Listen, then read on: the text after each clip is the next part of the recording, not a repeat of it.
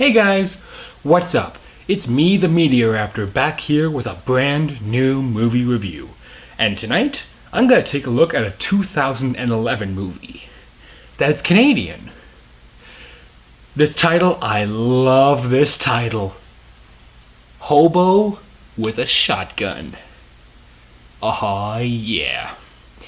You guys, I know I have mentioned this movie a couple times before, but in case you didn't believe me, this is a real movie, and this is the Blu-ray, which I paid good money for. And I loved this movie. The writing. Pretty much the whole story is this nameless hobo played by Rutger Hauer.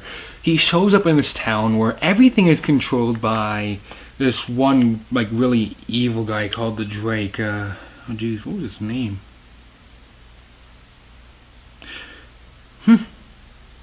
It doesn't say here on the back, but he's like the ultimate bad guy, and he's like, either you listen to him or you get a manhole put around your neck, and then these two guys called the Plague, who are like robot knights guys. They're really cool looking. They get onto a bike, put a noose made out of barbed wire around your head, and then you drive off and rip your head off in front of like a full public audience. No, I'm not lying. That happens like in the very beginning of this movie. Anyhow, really, the thing is, every character, whether it's the hobo, it's Drake, Ivan, Slick, Rip, Grinder, any of those characters, like the hobo's really the only good guy aside from Abby, who was this girl who's kind of works with him a little bit. Those two are the main good guys, but the thing is, everybody is lovable. All the villains are played up as just hammy, goofy B-movie villains. Like, you guys, the bad guys in this pretty much remind me of bad guys from movies such as Plan 9 from Outer Space, Manos the Hands of Fate, and what's another one? Werewolf. Like, that's how they were written. They are lovable. Every character in this movie is lovable. I thought this was amazing. And the humor. Aside from the dialogue being ridiculously cheesy and a lot of jokes being put in there, mainly by the hobo. In fact, most of those actually are monologues which will make you laugh and laugh and laugh. And if you don't laugh, you clearly have no sense of humor. But the jokes in this are guaranteed to make you laugh. I can tell you that much. Now, I would like to just very briefly touch on the ending, because this is something worth mentioning. You guys, I'm going to come out and say this. It takes a lot for a movie to scare me. It takes a lot for a movie to make me cry. Unless, of course, that movie involves a dog dying, which in that case, I'm one of those people who, if I see a dog die, I break down and can't stop. This movie had me crying a little bit at the very end. Why? Big spoiler. The hobo, he's shot to death. And that's how it ends. The ending, I really didn't like the ending, because yeah, the whole town is corrupt. Yeah, we have like drug dealers, we have a pedophile Santa, we have all of that, but he's the one guy willing to do anything about it. And he gets gunned down. But luckily I have heard they were talking about a sequel, or prequel. I even heard rumors of a Western Hobo trilogy, and dude, guys, I would love to see that. Moving on, aside from the ending, it's not going to ruin the film, but the ending, I should mention, you grow just to love this guy, and seeing him die, it's kinda hard.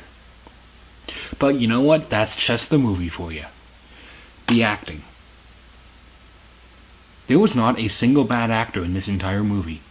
None of the extras were bad, none of the main characters were bad, but the thing is, with everybody, they were hamming it up, and they hit that perfect level when they're not going over the top, and when they're not going too low for hammy acting.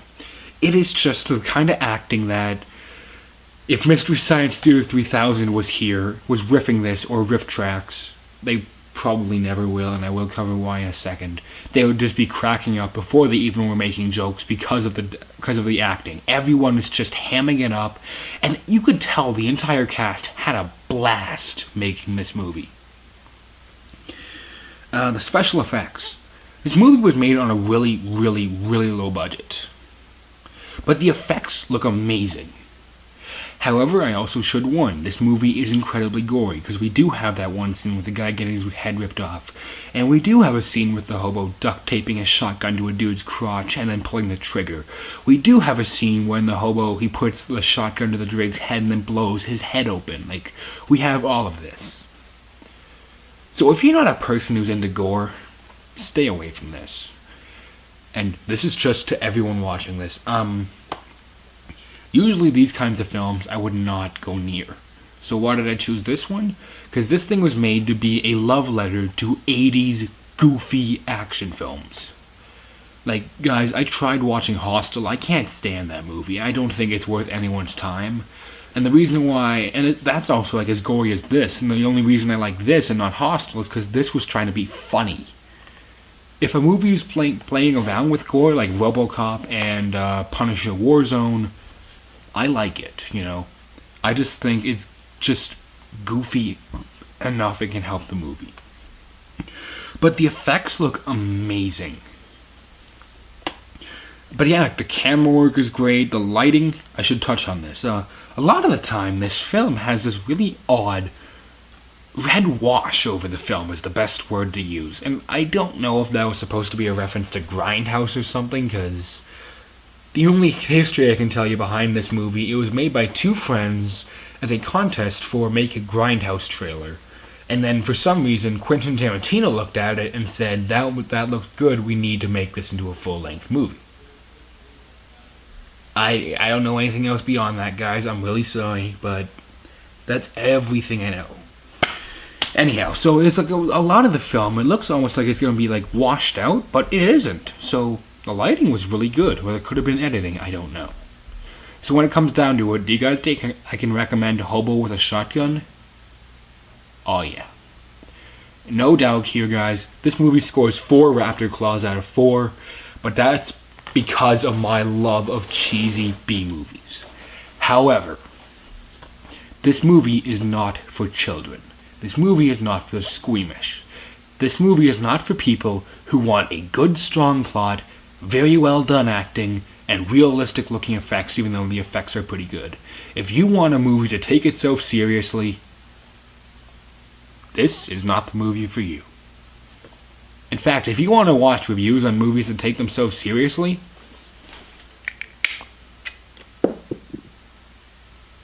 why are you watching me? But yeah, I can totally recommend this film to people who are a fan of just 80s cheesy movies. It's one of the best I've ever seen.